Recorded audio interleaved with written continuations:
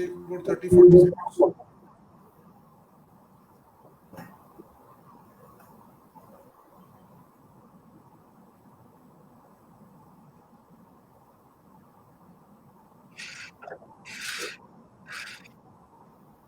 Yes, I think we are live.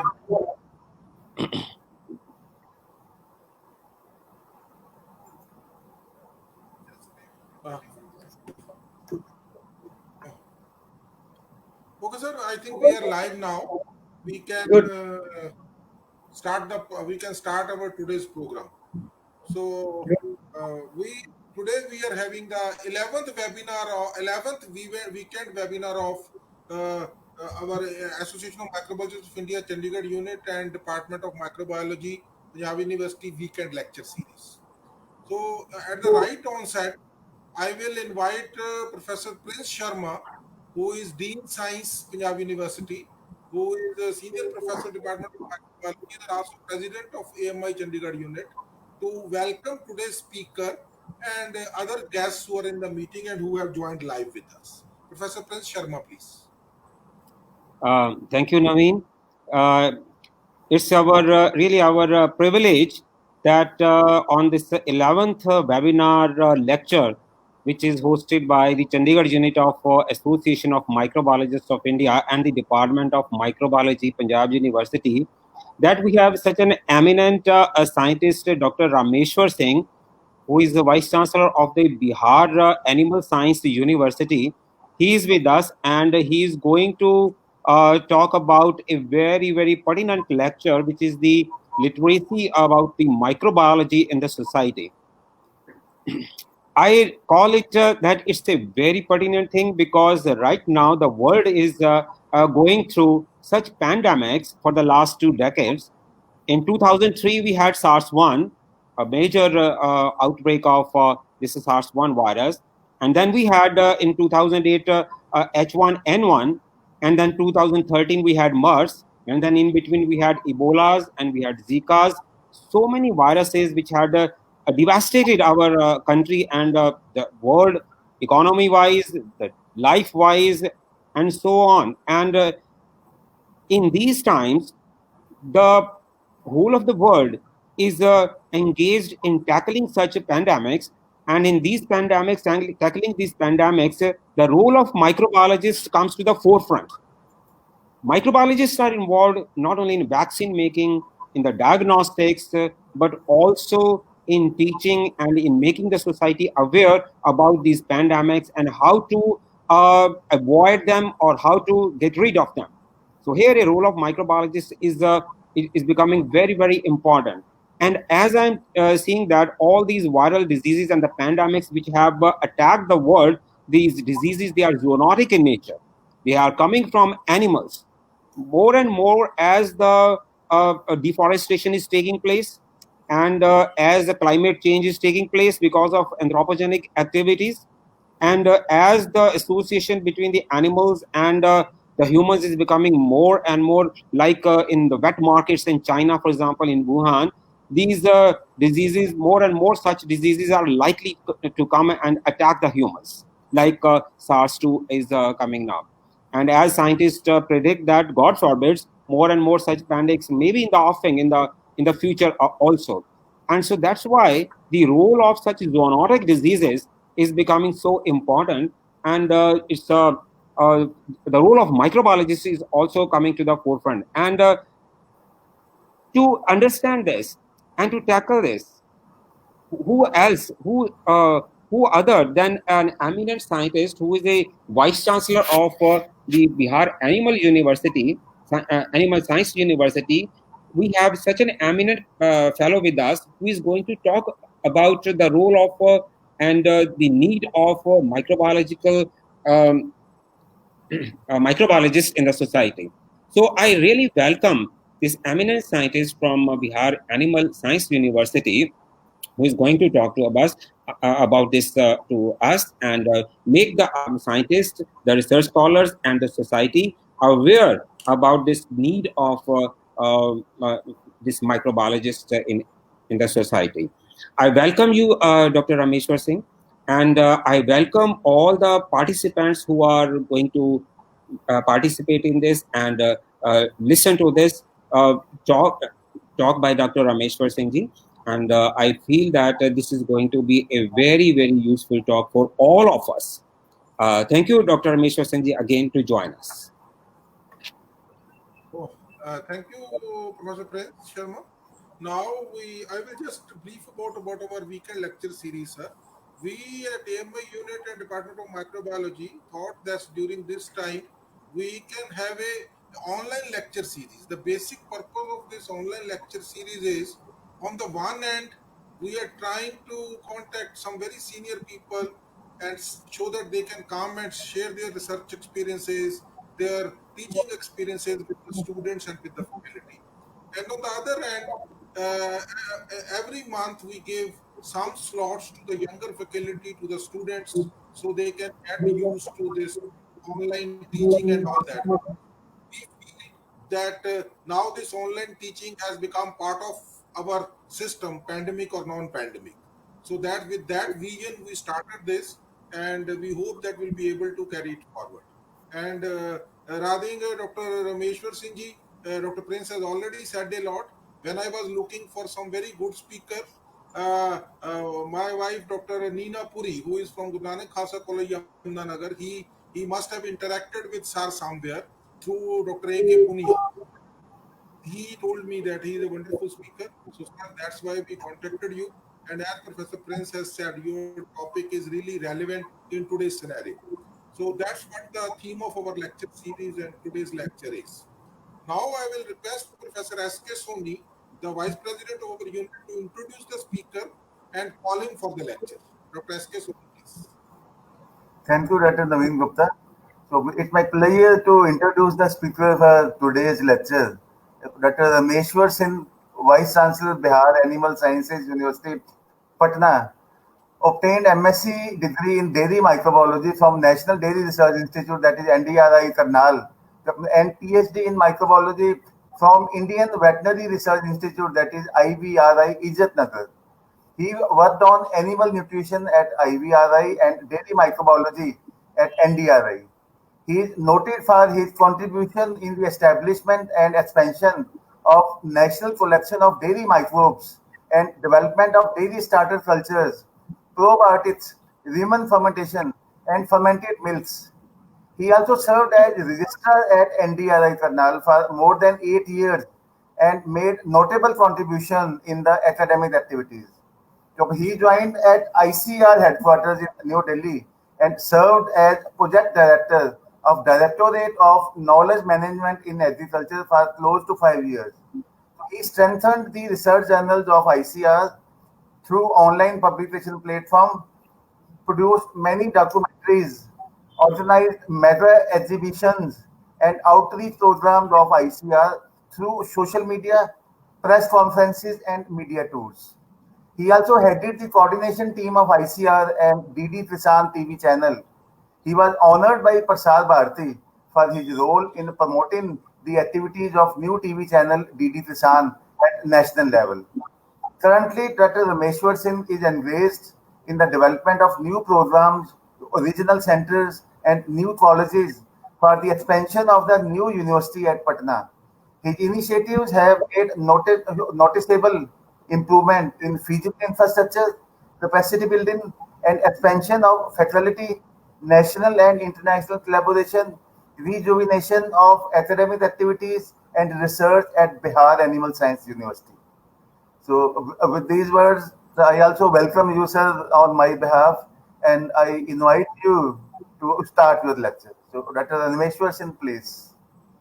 Thank you, Dr. Soni, Dr. Sharma, Dr. Gupta, and all other colleagues from the department and this chapter, Chandigarh chapter of AMI, for giving me this opportunity to share some of my thoughts with you.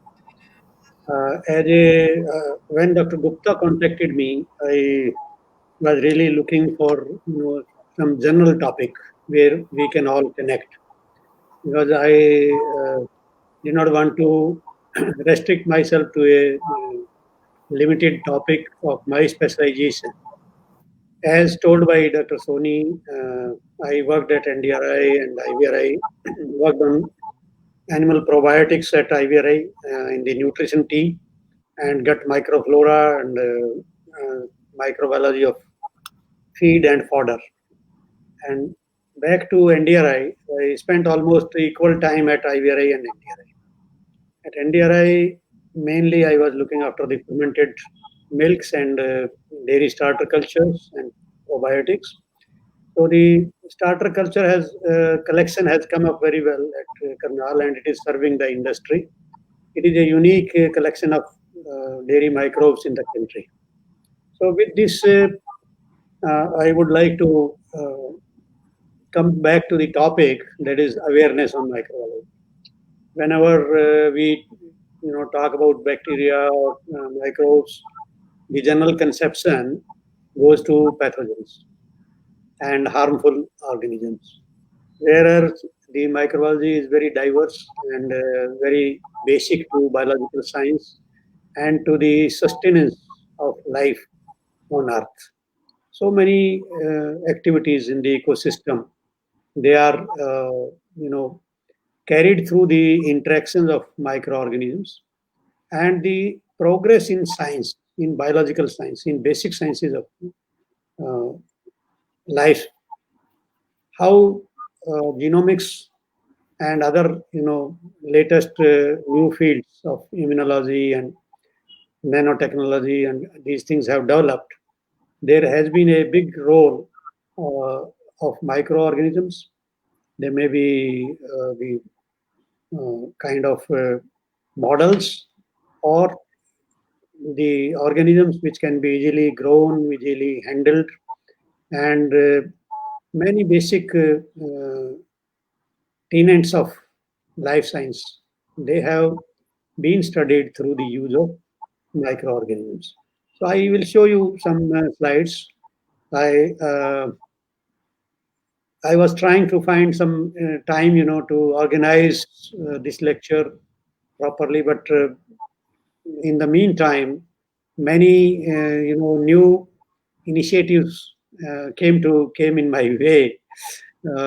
Honorable Prime Minister is going to inaugurate one of the facilities in our campus, and I had to really get into other business also.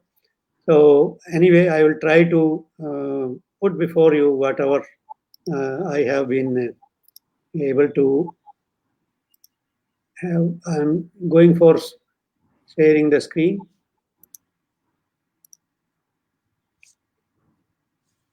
So, Dr. Gupta, it is visible now? Hello? Not yet.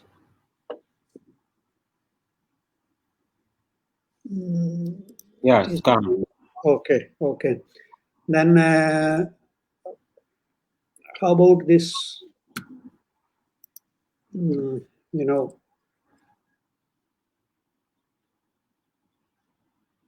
I'm not visible to myself on the screen.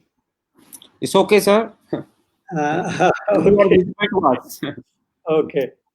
So, friends, I'll be talking about the need for microbiology literacy in society. As I told you that mostly people are afraid of microbes and they have very little knowledge about microorganisms. Many people do not understand the kind of size of bacteria or viruses or other organisms is there. So we are talking about masks and the kind of filters which can stop the viral particles. Then how to standardize such products. So society needs to become more aware about microbiology, and especially the policymakers and educators in the country. They need to be more more informed about microbiology role as such. So I will say that in papers, on mass media, on television, we talk about financial affairs. which affect our life. We talk about health, education, energy, housing, transportation, many such things. A lot of discussion on share market, a lot of discussion on crime. So, but very little information is shared about our subject, our area of work. Now, of course, because of the pandemic, a lot of discussion is going on about the spread of this pandemic and how to control it. But there are many economically important areas which we all need to appreciate, and the decision makers have to be made more aware about it. So, first is the role in ecosystem, because environmental and sustainability of our environment, sustainability of life on our planet will depend on the ecosystem health. And microbes are the major agents which help in sustaining the ecosystem. More than half of the biomass, that is the single largest mass of life on Earth, is contributed by microbes, and they help us in balancing the different systems. As we all know, the basic food chain also, that is very important for all the diversity of animals on this planet. The smallest or the lowest rank in the food chain is contributed by the microorganisms. And we see the different economical activities like soil erosion, carbon sequestration in soils, nutrient cycling, modification of soil structure. I will come to some of these in due course of when I roll my slides further. However, the organisms which we talk about are mostly the cultured organisms, which we know, which we have handled. But we need to inform people that more than 99% of the microbes on Earth are uncultured, and they may be found in seawater, fresh water, in lakes, in different ecological niches, and under the deep sea, in soil. So this gives an idea that less than, in many ecosystems, it may be only 0.3, 0.2% of the organisms which have been cultured. And very fascinating organisms which are not generally talked about, that is the extremophiles. I find them very fascinating, and they survive and thrive and do their biochemical, their life activities at different very harsh conditions where we cannot think of other life forms, like hydrothermal vents, ice permafrost regions, high salt concentration in different lakes or water bodies or other places, hot springs like Wyoming, Yellowstone National Park, or many other places, and sodic lakes. There are records, that is life at 121 degrees centigrade. We normally sterilize, use autoclave to kill organisms at 121 degrees centigrade. Most of the spores are killed, but there are reports of many spores which are highly resistant.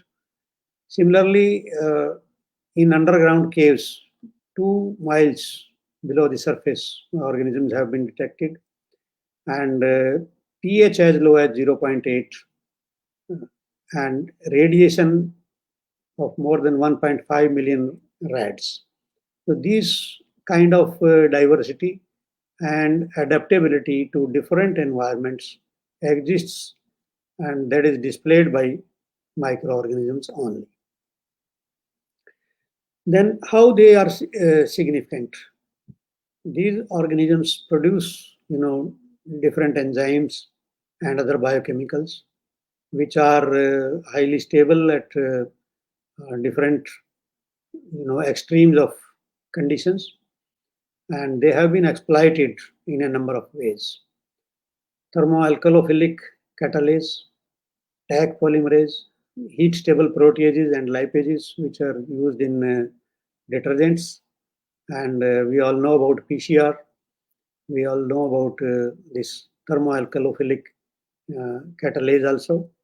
The half-life of these enzymes is very high at 80 degrees centigrade, whereas if we take them from the mesophiles, the half-life will be very, very small. It may be destroyed in a few minutes, but the thermotolerant enzymes can withstand this for hours together. And the kind of information about origin of life. Many scientists believe that life must have started with the formation from the hydrothermal vents, and bacterial spores as old as 40 million years old. They have been reported, and the adaptation of life to extreme environments, that is maybe extraterrestrial environments also. We have amino acid, very typical amino acid composition and protein folding, and like life on Mars and other planets is being speculated on the basis of such organisms, that they may be present, and all the space missions are trying to find this. So, as I was hinting that mostly people talk about pathogenic organisms, but we have a long list, rather majority of the organisms, say more than 90% of the organisms are useful organisms, and they are in the service of mankind. They produce a number of fermented products, binding materials, etc. I will just go to different slides. In fermented foods, we see we are all familiar with dahi. This is what I used to do at NDRI. Prepare cultures for yogurt, for cheese, for dahi, for srikhand, and for industrial production, we need good cultures. How they are converting milk into different products in a given time frame and with the defined properties. Then throughout the world, we are going for alcoholic and acetic acid products.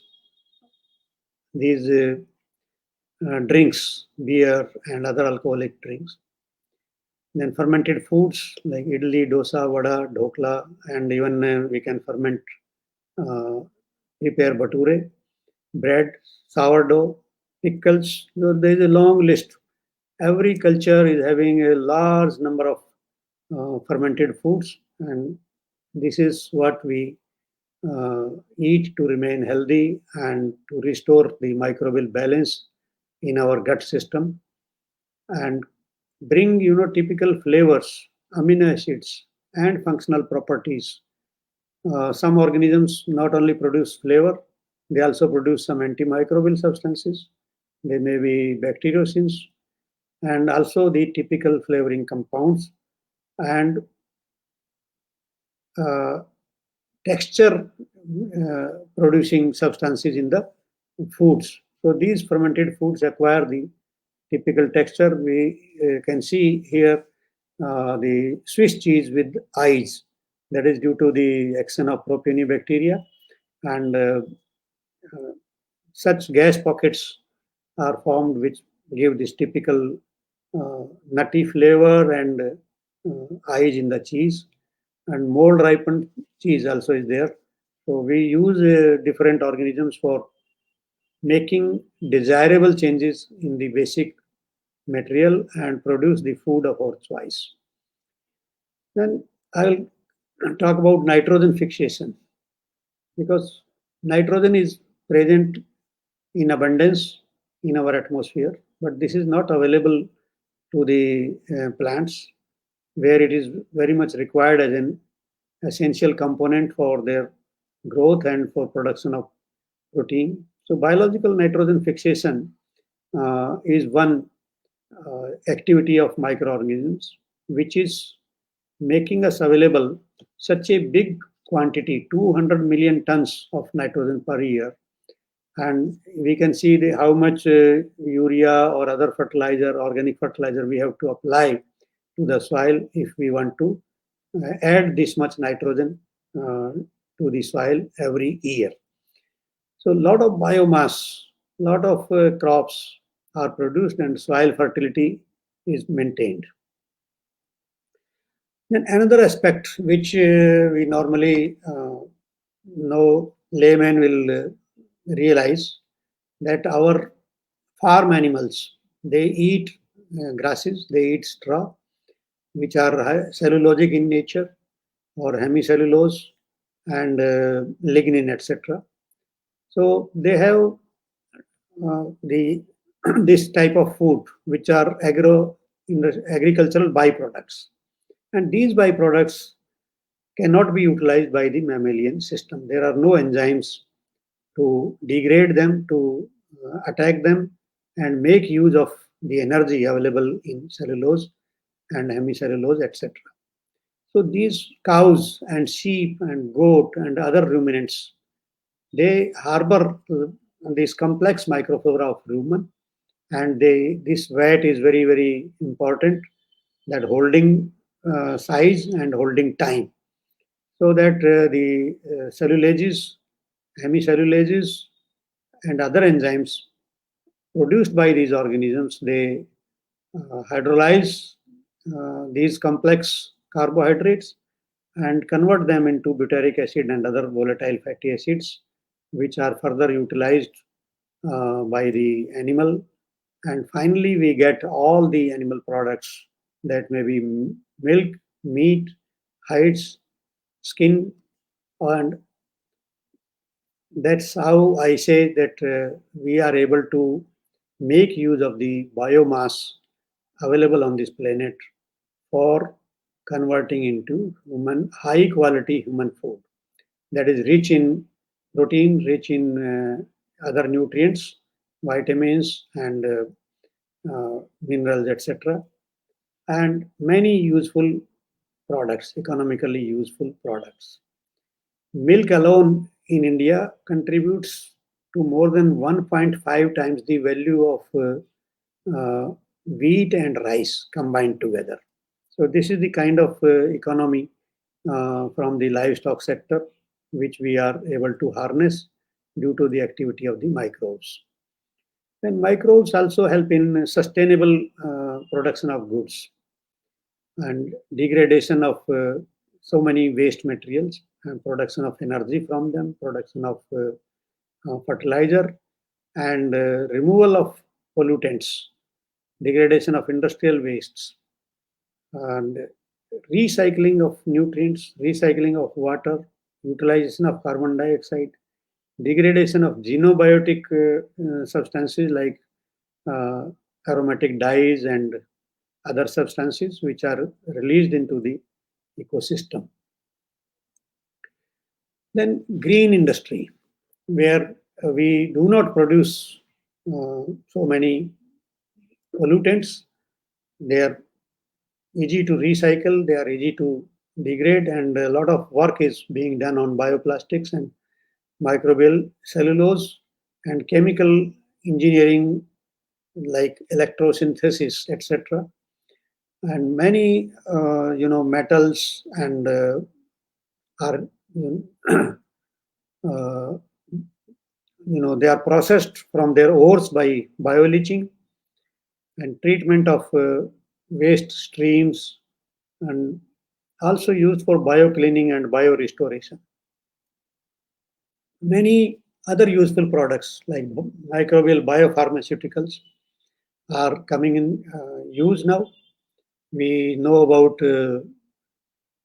antibiotics, how many antibiotics are produced by different microorganisms, maybe fungi, maybe bacteria or other organisms. Then a lot of probiotics.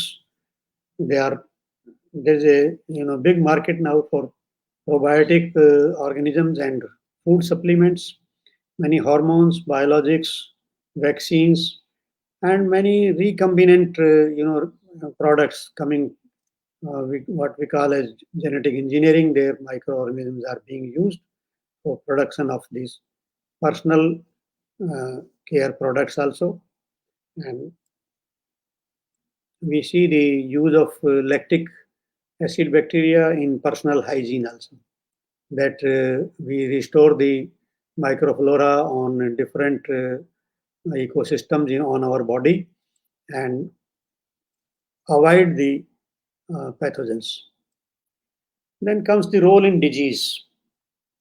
So we all know that microorganisms have potential to cause diseases, and most of the time we talk about these organisms. They may be zoonotic, they may be coming from animal reservoirs, and how they cause the infection and how they bring about the disease. So many people do not know about this. That now we talk about symptomatic and asymptomatic positives of COVID. So infection has taken place, but it has not resulted into disease. And how these microorganisms are transmitted by direct contact or by indirect contact through vectors or through different other agents. So a lot of work or information is available on transmission, and finally how they escape from the body, that is escape route, or how they are transported to the new host, how do they enter the new host, and how body can prevent entry of these organisms, or it can destroy them after entry. So we all talk about the immune system, and we try to boost our immunity, and how our immune system takes care of these pathogenic microorganisms. So society awareness on these topics needs to be strengthened, and people need to be involved in this type of dissemination of information. Now we are having in the time of global, age, where we are having connectivity, we are having trade, we are having so many flights every day, lakhs of flights, and we can see the example of COVID-19, where this started from China, and how it has spread across the globe. Dr. Prince Sharma mentioned about SARS in 2003. This also spread, and many bacterial diseases, not only viral, they also can spread through trade, especially many edible items which are not cooked before eating, and many diseases which are found in particular endemic to particular areas. They are taken to different parts of the world, and they are being noticed in those areas. So policies of quarantine, policies of traceability, policies on pre-immunization, etc. They are decided on the basis of this endemic nature of these diseases. In agriculture also, many pests, many pathogens are carried through the trade, and one example is Xylella fastidiosa, which has come from North America to Europe, and it has devastated the olive trees to the tune of 30%, citrus around 12%, almond 7%, and grape wine around 3%.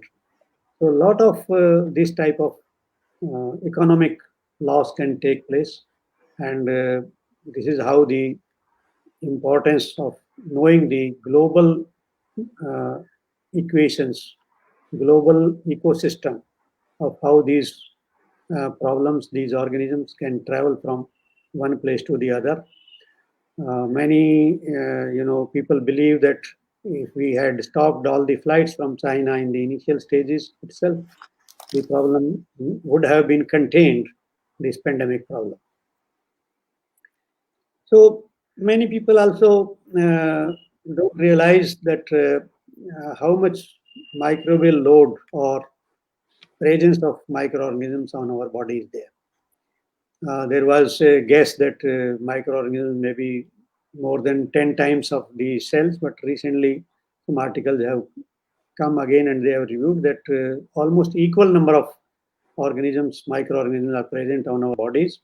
So 50% of our body is composed of microbial cells, and they are necessary for digestion and absorption of nutrients, for critical for the development of vascular and immune systems, and again for the control of pathogens, and they may also become opportunistic pathogens. So human microbiome is a big subject now, and this is being handled at the international level.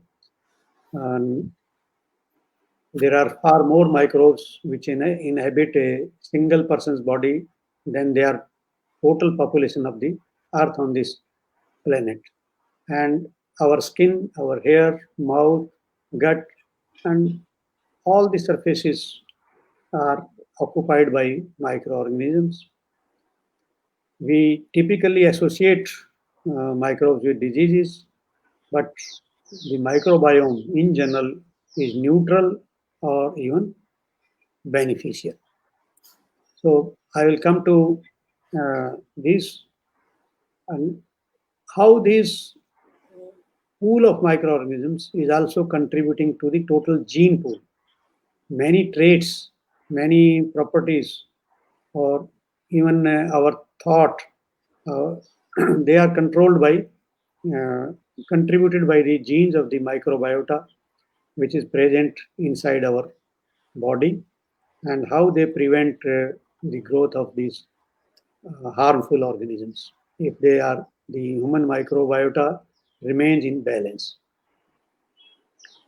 So many initiatives have been taken by different societies across the world, microbiological societies. I will touch upon some of them, how they are creating this awareness. So first thing is museums and travel exhibitions. American Museum of Natural History, they have showcased the human microbiome, and the title was Secret World Inside You. I have given the link here, so when you share the PPTs, you can see this link. And Eden Project by Wellcome Trust, they put a show on Invisible Human Microbiome exhibition. Similarly, Microbiota, that was in France, and big exhibitions through models showing the working of digestive system and other systems have been put, and these exhibitions have been taken from one city to the other city. Melbourne Museum also hosted the human microbiome exhibition. They titled one of the pictures as Gut Feelings, showing the gut microbiota. And amazing exhibition was held in Paris, where you can walk through and you can interact. And many exhibits, around 11 artists contributed to this exhibition, and a lot of good funding and a good number of visitors. And if you visit the website, you will find the comments from general public, and you can understand how much information can be absorbed or taken by the visitors to such exhibitions. Then similarly, Zoo in You, that was one exhibition in covering 2,000 square feet and highly interactive traveling exhibit. It was produced by Oregon Museum of Science and Industry with the grants from National Institute of Health. And main title they showed that was Your Body is a Habitat for Microorganisms. Then I would talk about different societies. In Europe, we have the Federation of European Microbiological Societies, and they are doing many activities to bring awareness about the role of microorganisms, importance of microorganisms. And Portuguese Society for Microbiology announced the International Microorganisms Day on September 17. This was supported by the Federation, and a lot of activity on social media and different media platforms was done. Many programs were organized. So this is also an annual activity. Then American Society for Microbiology. This is, I find very fascinating that they are doing a lot for creating awareness on microbiology. This is one blog which is hosted Small Things Considered. And this blog, mostly talks about fascinating things, unexpected phenomena, and cover the appreciation of microbial world on this earth. These are the two hosts who choose the topics, involve more people: Marcelio Sexter and Roberto Coulter. Some of the topics covered in this Small Things Considered, they are the smell of soil, how microorganisms contribute to the smell of soil, human pathogens on the International Space Station, and in Teacher's Corner they covered long before Fleming, that is how antibiotics developed and what kind of antimicrobial agents were used, biosensors in bacteria, protect your genes and express yourself, the type 6 secretion system, weapon of mucus destruction, let smell guide you. This is very contemporary, that many patients of COVID-19, they reported the loss of sense to smell. So these are the kind of topics. There is a long list I just told. And another area which is being handled by American Society for Microbiology is This Week in Microbiology. So every week a podcast is hosted, and this is very good discussion in the podcast. Many experts join and they pick up a topic and they discuss one organism at a time. This was the International Microorganism Day in 2019, and they organized microbe art competition, and also made good publicity about this. So September 17 is being used. Then microbial art. This is a online gallery of microbial art, and in this gallery many microbial art pieces are exhibited, and they are all developed through the different utilization of different microbiological techniques and organisms. And you can visit this website. Many of you might have visited also. This hosts the artist profiles and featured galleries, contributed arts. Then there is special coverage and a special item on me giving information on specific microbes, that is meet the microbes. The microbial art fascinates me a lot, and this is a collection of art created using living bacteria, living fungi, or other microorganisms. And the website says that they are pleased to present this site as an example of exciting interface between art and science.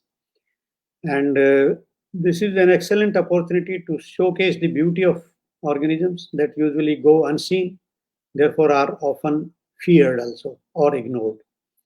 And all are invited to see the images in these galleries, which are available online.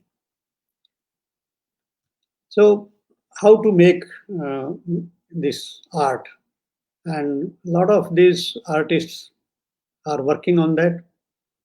And we can reproduce the art from this website, but we have to give credit.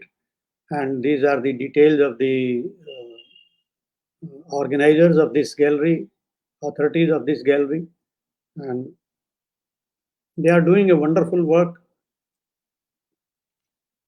This art has been noticed, and many articles on this have been published in popular science magazines at international level.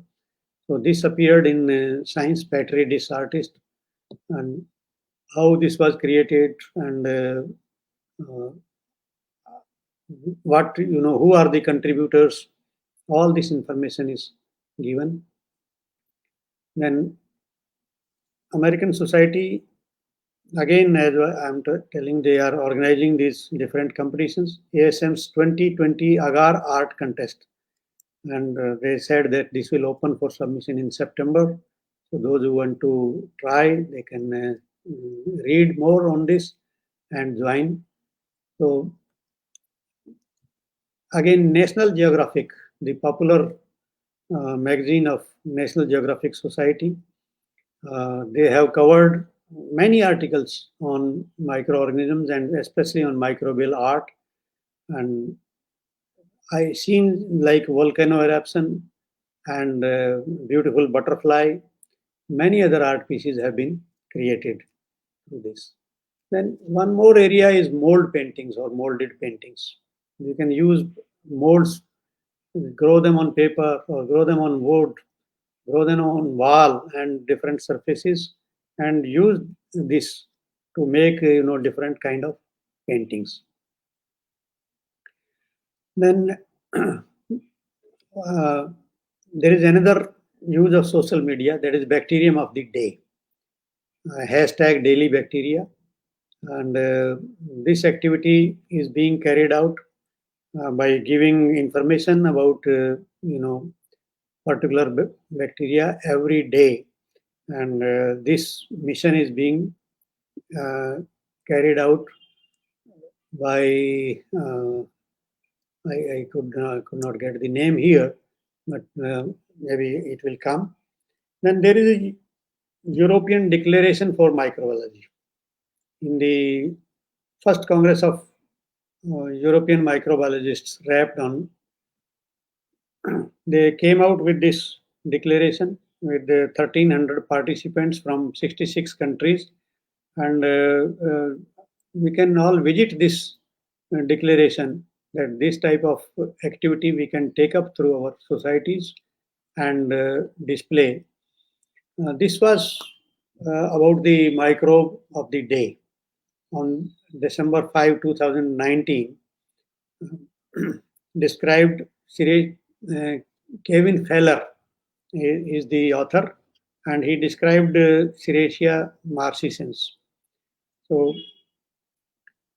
you can visit the Twitter, and a lot of information on different microorganisms is shared, especially which are not generally talked about. If we start writing the names of bacteria with each alphabet, we may find it difficult to complete the list. Whereas the total approved names of bacteria are many thousand, and but we normally talk about common organisms like E. coli, like Staphylococcus, like Streptococcus, or Bacillus, like that. Another very important activity has been done in the United States.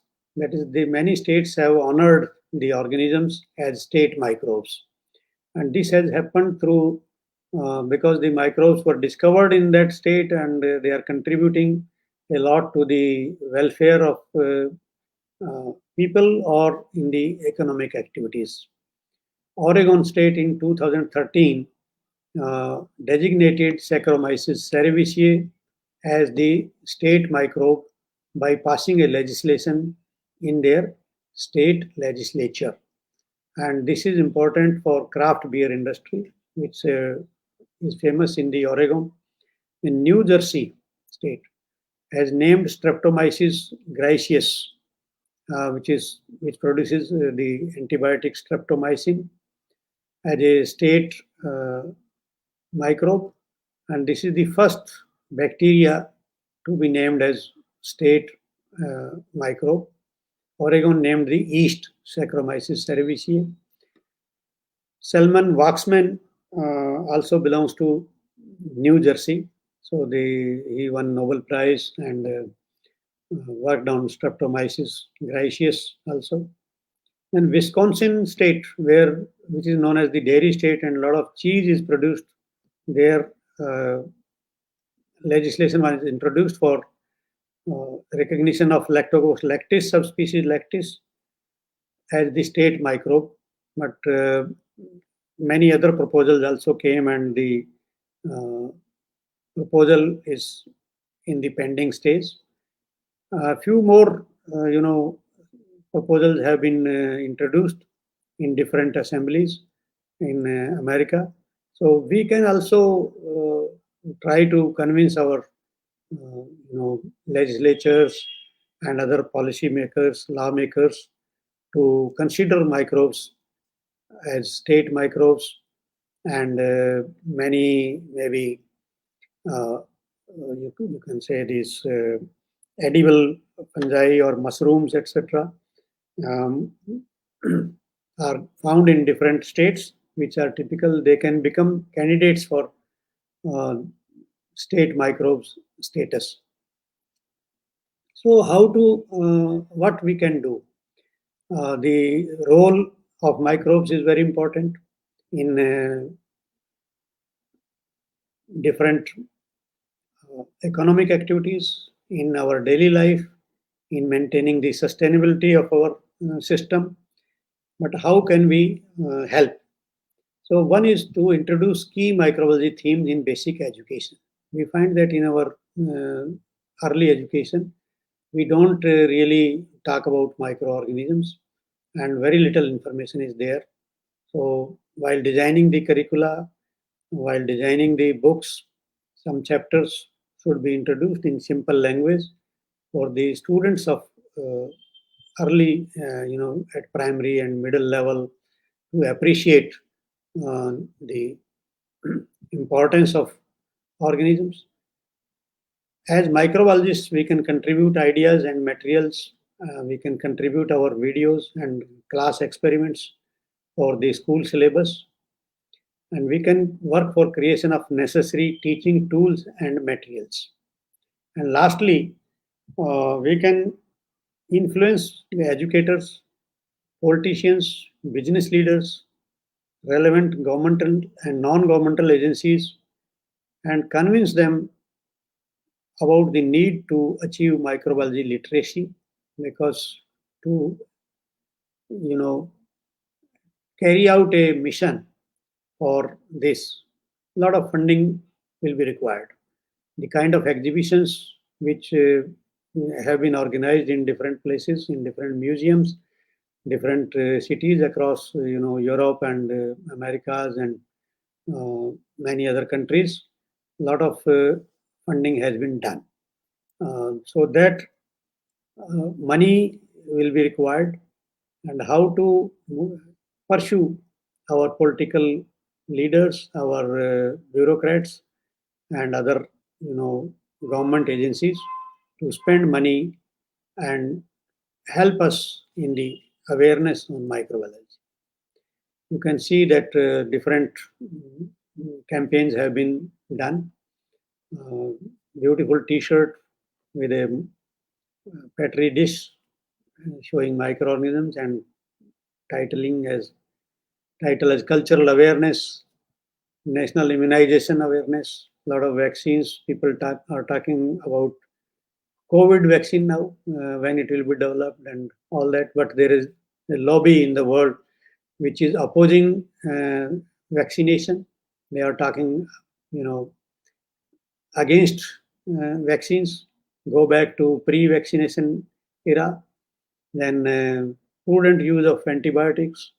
society does not really know much about antibiotics. They think that as soon as you have some issue, you suspect some infection, you start consuming one or the other antibiotic, and indiscriminate use of antibiotics has led to the problem of antibiotic resistance and superbugs. So we can organize different, conferences and themes and I'll say special campaigns on this. So we can create an atmosphere and we can contribute towards development of literacy on microbiology through such campaigns. Once again, I would like to thank all the organizers of this today's program, Dr. Gupta, Dr. Soni, and Dr. Prince Sharma, and all the participants who have joined this program. So thank you very much. I will just stop here and take some of the questions for discussion.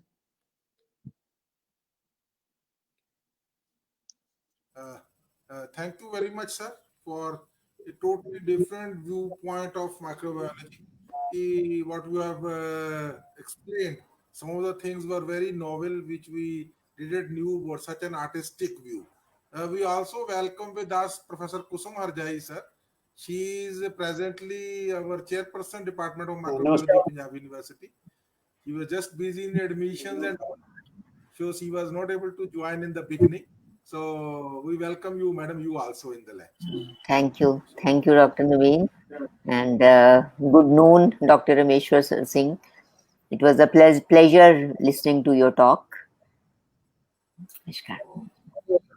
Now I will invite Professor S.K. Soni to initiate some discussions. If some questions anybody has in the mind who have joined live and among us. So please, I think Dr. Soni, can you take up that part?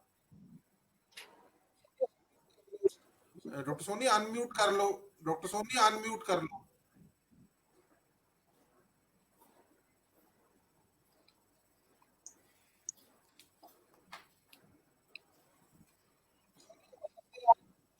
Dr. Soni, आवाज नहीं आ रही आपकी. अब I think now I am audible. हाँ, ठीक है. Thank you, Dr. Rameshwar, for that nice presentation, overviewing the role of microorganisms in the society and the need to know about them. The lecture highlighted that microorganisms are very fascinating and are present everywhere, even in the harsh environments, including hot springs and salt lakes, underground caves, etc. The microorganisms are in the service of the mankind and produce various valuable products which are useful in our daily life. And they are in the form of fermented foods, alcoholic beverages, lactic acid beverages with functional properties. They play a role in cleaning the environment and increasing the fertility of the soil by nitrogen fixation from the environment. So microorganisms are also involved in green industry, plus many other applications of importance in our daily life. So they are indispensable.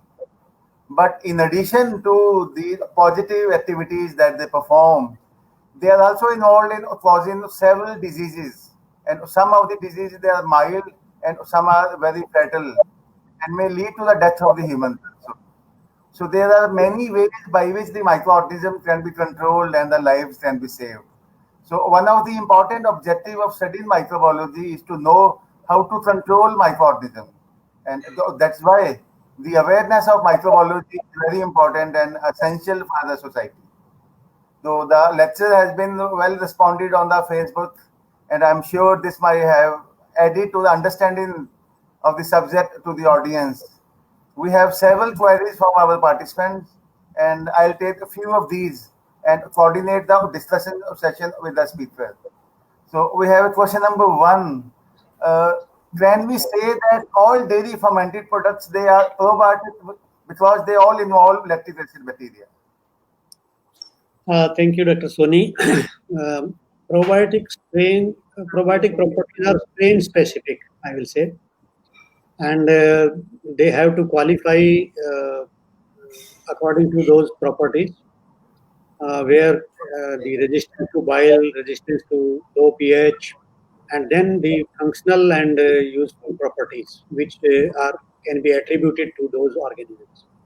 So mostly the dairy microflora will help in restoring the balance or in increasing the population of lactic bacteria inside our gut, but the probiotic properties are displayed or attributed to specific strains, not Yeah. to all the organisms.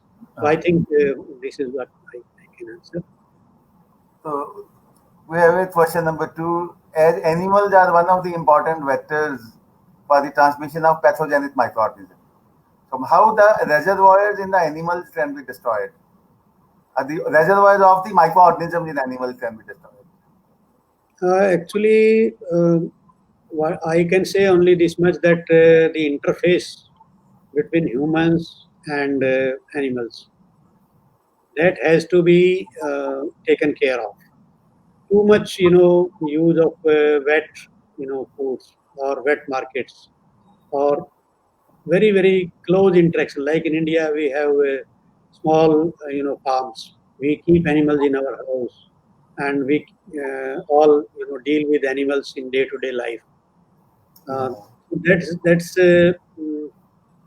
something which we cannot avoid, but we are destroying the ecosystem in a way that many animals are coming from the wild to human interface.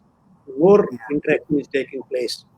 So, in nutshell, the conservation of the environment and protection of the ecosystem, so that the wild animals do not traverse to the populated areas and do not have too much, interaction with the human population. So that Yeah. is the only thing, but we cannot as such destroy the reservoir. Right. So there is another question. Can fermented food be considered as protein supplements? Because they all contain single cell proteins contributed by the microorganisms involved in fermentation. Any food, fermented or unfermented, the nitrogen or total nitrogen will remain the same. Because the bacteria, those carry out the fermentation, they don't fix nitrogen, but they transform the protein. In ruminants, it happens that when we can feed urea to the cow in small quantities, and the urea will be converted into microbial protein. Yeah. So that kind of conversion of NPN, non-protein nitrogen, to protein takes place. And I don't think in food we do this, that we put NPN and we ferment and produce microbial protein. But microbes add, to flavor, add to some bioactive compounds, add to the texture and final, form of the product. I don't think real as a protein supplement we can say that because it is fermented, it is a protein supplement. Protein will be same quantity. Yeah. So I have a last question. Can we supplement the commercial lactic probiotic strain during curd or other fermentations? Uh, there are, it depends on the property of the organism, which organism is we are talking about. If we talk about bifidobacteria or other such strains which are not which do not propagate in milk environment easily, they will not be successful. But certainly those organisms which are able to proliferate at the normal temperature of incubation of dairy products, this can be tried, and I think that uh, we can take fresh inoculum every time, not Yeah. then that can be helpful. So we can multiply, certainly, and use as one-time inoculant. Yeah. It needs to be verified that the organism has grown, and not the other organisms which are already present in the substrate, or they may overtake, they may be faster growing. So the organism needs to be faster growing also. So we have another question from the audience. Do we need probiotics, especially Indian population? This question is very important, and many a times doctors will prescribe only when they are giving antibiotics, because antibiotics will destabilize or disturb your balance of the microflora, natural microflora. But certainly, occasional consumption to help in the establishment of such organisms in the gut is recommended, though it is not meant for that we must consume every day, because a normal microflora develops in a healthy person unless your mucosa is disturbed. Large, volume of shedding of mucosal surfaces takes place, or you are on a long, antibiotic therapy. There it becomes important in real terms. Otherwise, statistically significant results have not been seen with the healthy individuals. So, as a scientist, I will say that this is a matter of more of a perception. When a healthy person consumes the probiotics, the results may not be really statistically significant. So Dr. now Gupta, over to please. Ratna for the other questions. Yeah. Thank you, that's sir. Sir, I just had some queries in my mind. How much role prebiotics and probiotics play with respect to viral infections? Because generally, when we talk about viral infection, how much role they play? Dr. Gupta, strictly speaking, uh, such trials on control of viruses and even other pathogens, where the benefit can be demonstrated in a controlled study, are lacking. Very convincing results have not come, and that's why the European Union, where the labeling requirements are very stringent, no candidate probiotic has qualified as yet to be labeled on the food product as a beneficial against diarrhea, or beneficial against viral diarrhea or bacterial diarrhea, or particular other diseases wherever the application is intended to. So, in general, uh, helps in digestion of food, helps to improve your digestion. Such type of statements are now being made on the commercial probiotic preparations rather than specific claims. US FDA has different. Our ICMR guidelines are different. So we can normally be guided by these guidelines, and the participants may go through the guidelines on probiotics. There is a small chapter, and become more aware about the use of probiotics. And sir, another query which was coming to my mind: how much these food items can play the role of spreading this COVID, coronavirus, and all that? Apart from the carrier containers and all that, do the food particles also virus has some survival and something like that?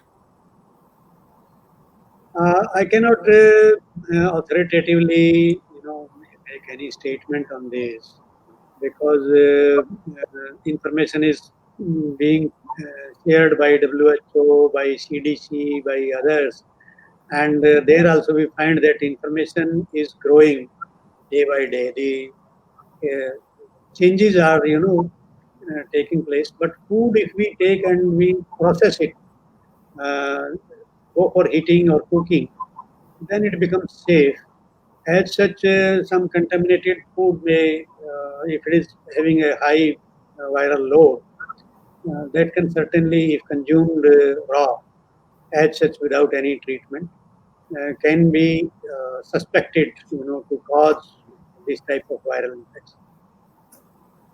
The question actually came to my mind because I've seen some of the sweet shops.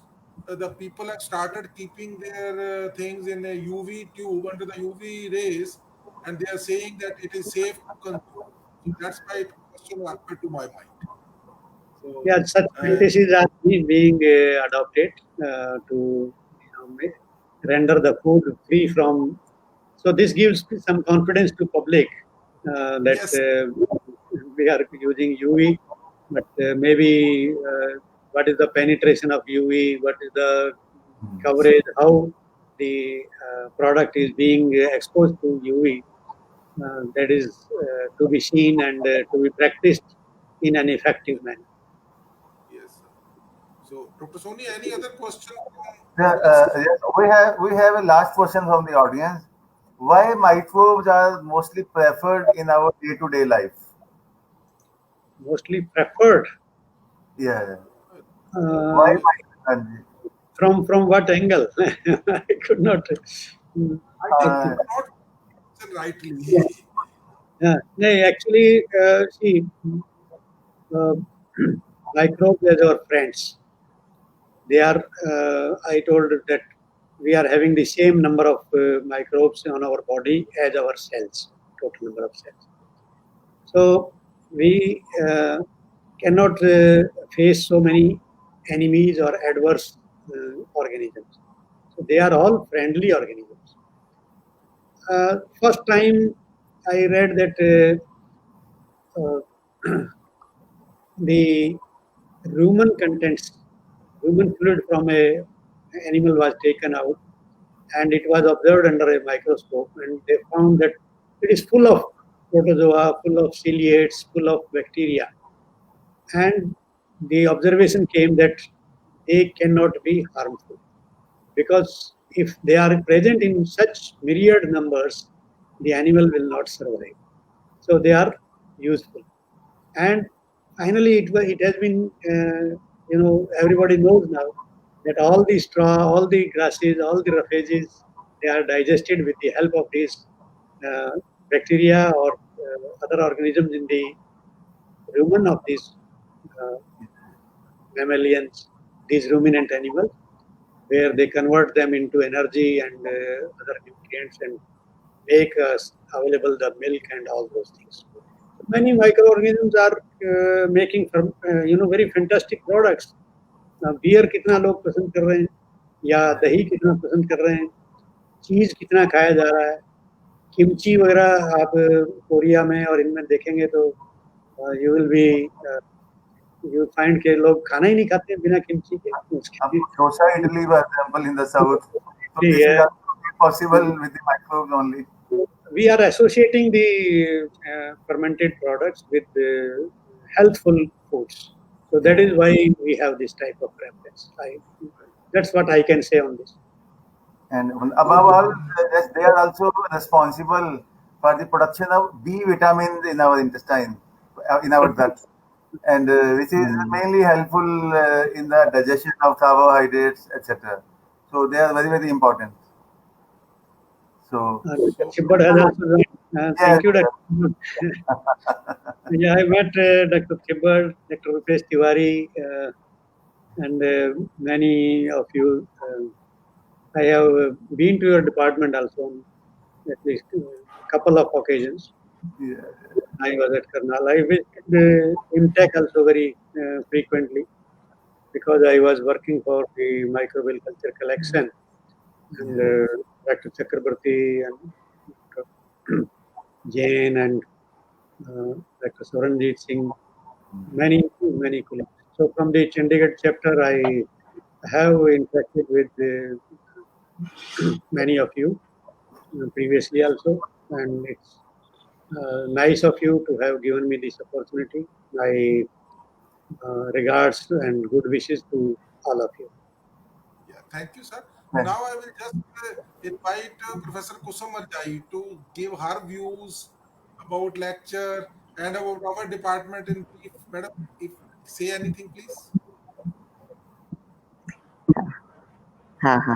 Sure.